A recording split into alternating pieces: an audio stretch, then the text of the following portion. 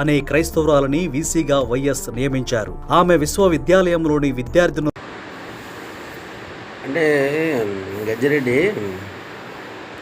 నువ్వే కాదు మీ కుటుంబంలో అందరూ కూడా దేవుడితో ఆడుకున్నారు. దేవుడు అంటే ఒక నమ్మకం, ఒక అభిమానం. అర్థమైందా? వాళ్ళకు మించిన వాళ్ళేం కాదు మీరు, దేవుడికి మించిన వాళ్ళు అయితే కాదు.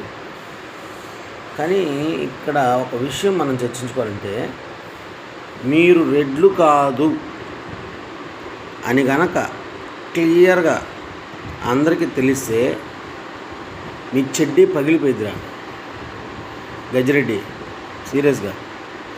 ఇంకా మీరు రెడ్లు కాదు, బ్రిటిష్ వాళ్ళకి అన్ని నిజాలు చెప్పినా కూడా, బ్రిటిష్ వాళ్ళకి పంది మాంసం అమ్మేవాడు, గొడ్డు మాంసం అమ్మేవాడు మీ తాత అని చెప్పి అందరికి తెలిసినా కూడా